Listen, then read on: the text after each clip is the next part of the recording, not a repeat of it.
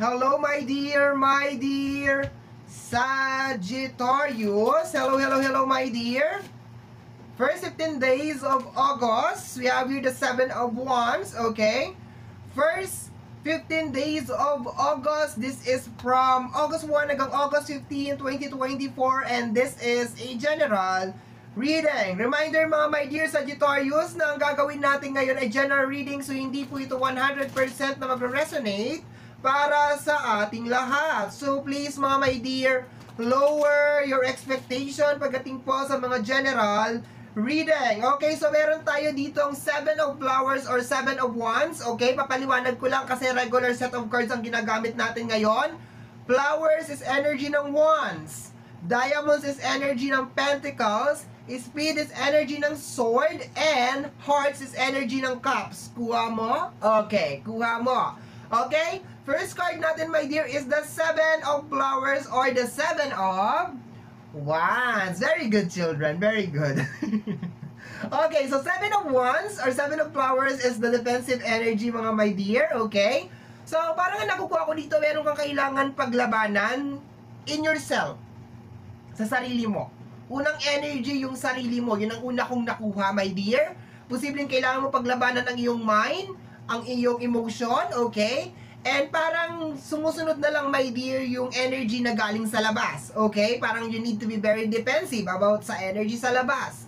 Okay, let's add additional message, my dear Sagittarius. Okay, let me see. Sagittarius, eto daw.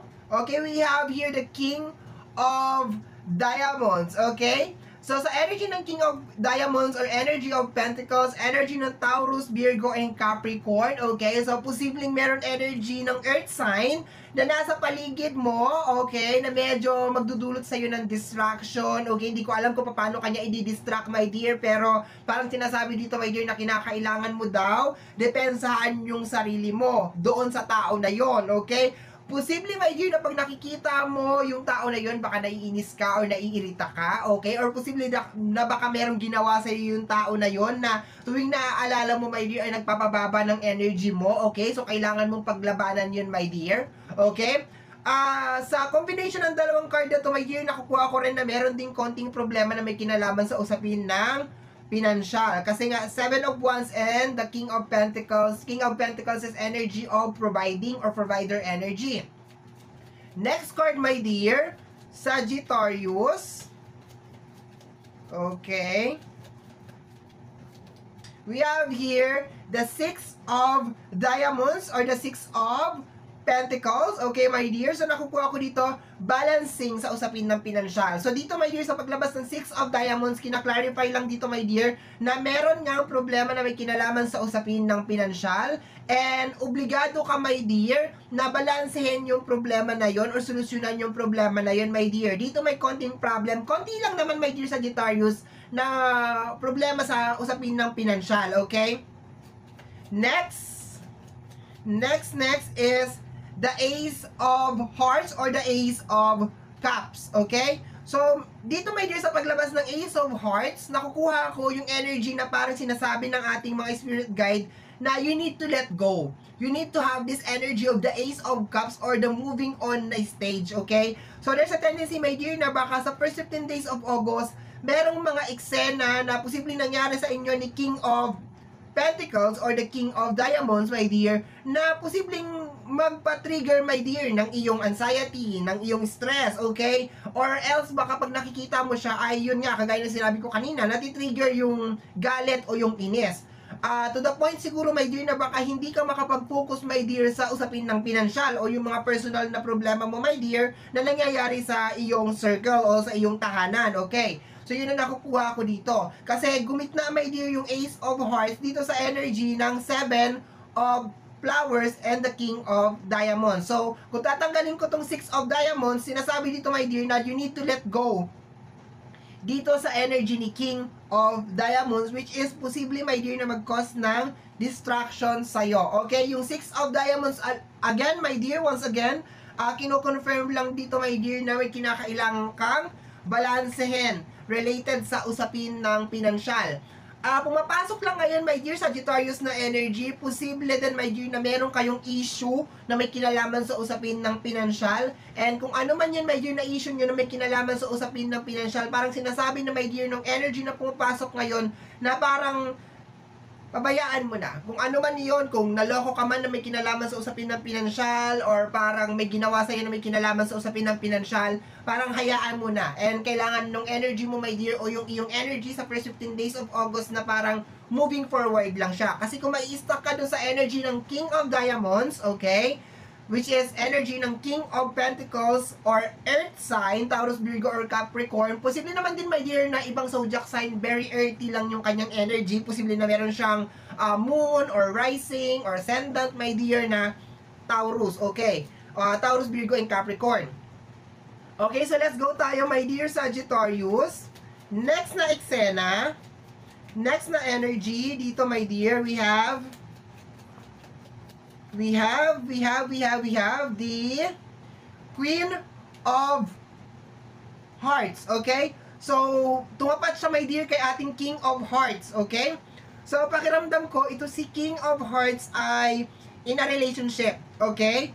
Posible, my dear, na kung ipapasok ko to sa relationship, medyo magiging very complicated, okay?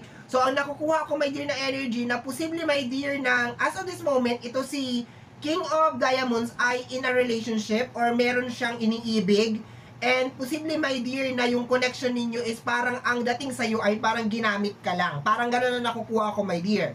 Pero sinasabi nga ng ating mga spirit guide, my dear, na kahit ano pa man yung eksena nyo ni King of Diamonds, you need to move on. Pero kino-confirm din ng card na to, my dear, na itong si King of Diamonds is meron siyang iniibig, okay? So, parang in love siya with somebody else or posibleng may asawa na siya. Okay, yun ang nakukuha ko over here.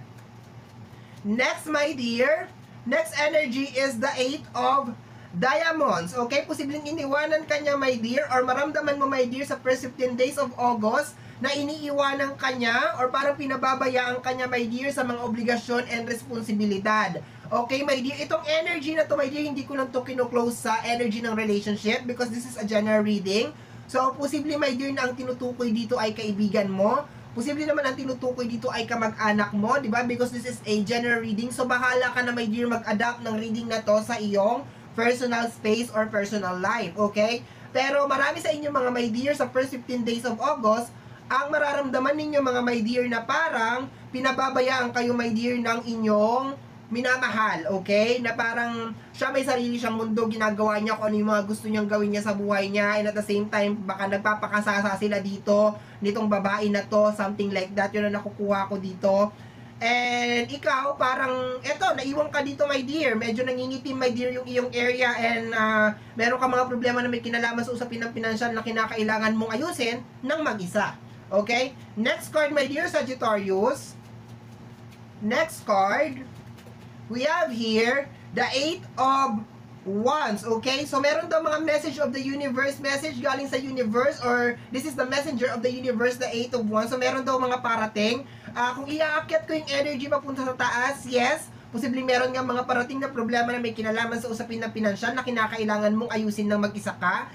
Another energy, my dear, kung pag ganun naman, sinasabi dito na another message from the universe, which is parang sinasabi na kinakailangan mo nang mag-move on sa energy ni King of Diamonds. Okay.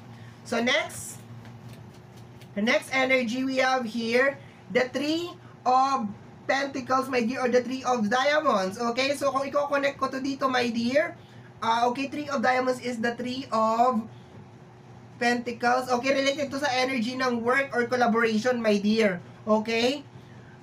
Confirm dito, my dear, kung meron kang mga tanong, kung sino ba tong babae na to, or ano ba to, posibleng katrabaho niya to, my dear. Yan, nakukuha ko dito sa side na to. Posibleng katrabaho niya to, magkatrabaho silang dalawa. Ayan. Dito sa side na to, parang nakukuha ko na parang gusto mo ipaglaban itong person na to. There are some energy sa inyo na parang gusto mo ipaglaban si King of Diamonds. Parang ang hirap para sa iyo talaga na i-let go si energy ng King of Diamonds. Pero just in case na parang nangyayari na talaga sa iyo before August, first 15 days of August, my dear, yung abandonment or yung parang pinababayaan ka, ang reason nun, my dear, ay isang Queen of Hearts over here na katrabaho niya or nakakasama niya, my dear, sa usapin ng pinansyal. Okay?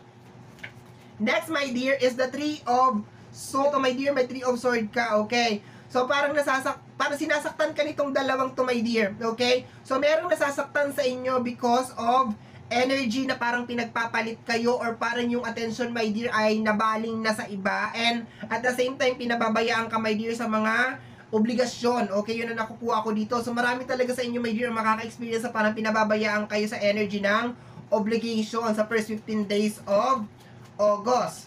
Next, my dear Sagittarius, next energy, we have here the Six of Hearts or the Six of Cups, okay? Normally, ang energy ng Six of Cups is energy ng past, o energy ng past, yes. So, posible yung iba sa inyo, my dear, ay nagbabalik sa past, konting nagbabalik tanaw sa nakaraan, kaya lalong mas sumasakit, my dear, yung mga memories kasi naaalala mo yung mga magagandang bagay na pinagsamahan ninyo ng person na ito, pero that will not do anything, my dear, para ma-resolve kung ano man yung mga current situation natin. And para sinasabi dito, my dear, kasi partner niya yung 8 of Swords and the 8 of Wands, okay? So meron mga alaala na magbabalik dito na posibleng connected sa energy nito ni King of Diamonds, okay?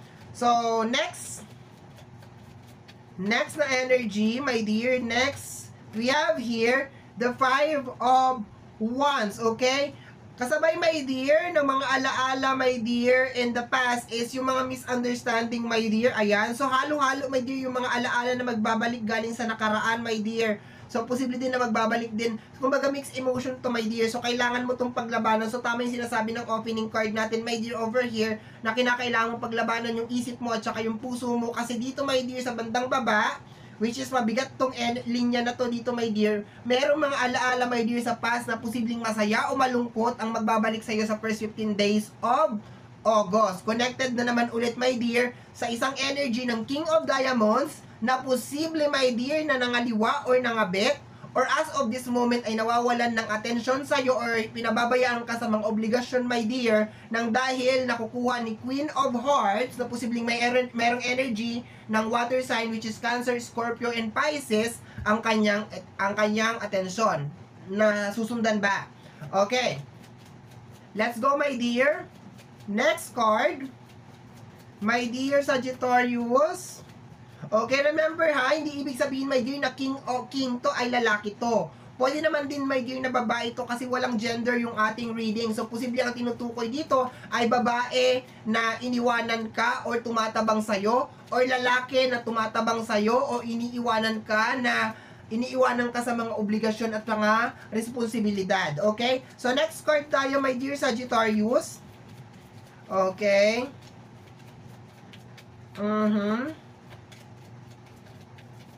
Next is the Seven of Hearts or the Seven of Cups, okay? So, ang magti-trigger nitong pagbabalik tanaw, my dear, sa nakaraan or related sa mga manifestation, my dear, na minanifest in the past na hanggang ngayon hindi pa rin nangyayari.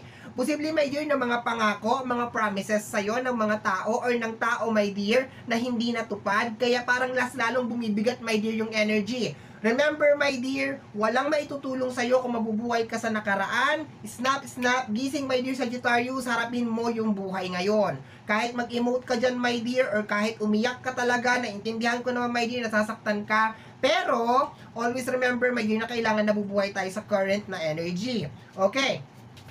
Next, my dear, last 3 cards tayo, my dear Sagittarius. Last 3 cards, Sagittarius. We have here the Four of Diamonds, okay? The Four of Diamonds, So, I think talaga may mga iniwan na problema sa iyo to, my dear. May mga iniwan na problema sa iyo.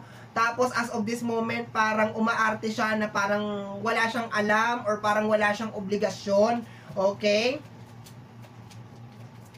Next, my dear Sagittarius. Kung sino man to na umalis or nagbabalak na umalis, my dear Sagittarius, may mga iniiwan siya or may mga iniwan siya sa'yo na mga problema.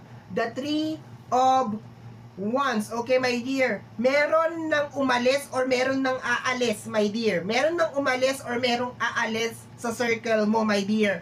At sa pag-alis niya or sa pag-alis niya o nung umalis siya or sa pag-alis niya, my dear, ay meron siyang mga iniwan na problema na ikaw ngayon, my dear, ang kinakailangan na sumulusyon or gumawa ng rumisolba. Ganun ba yon? Okay. Dun sa mga nagtatanong, my dear, kung sino yung pinalit sa'yo, katrabaho niya. Okay? Kung sa third party na issue, ang pinalit sa'yo ay katrabaho niya. Nakikita ko dito, katrabaho niya talaga, my dear. Okay?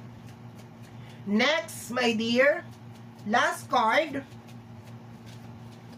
my dear, is the 9 of Wands. Ayan, my dear, hindi mo alam kung saan ka mag-uumpisa, hindi mo alam kung anong gagawin mo, hindi mo alam kung paano mo susolusyonan kasi, my dear, itong 9 of Wands, my dear, this is connected sa energy ng struggle, kung paano matatapos ang isang bagay. Mahirap nga naman, my dear, tapusin ang isang bagay kung iniwanan ka sa ere, or hindi ka binibigyan ng pansin, or hindi ka binibigyan ng halaga, my dear. Masakit tong reading mo, my dear, sobrang sakit, kasi parang konektado to sa energy ng abandonment.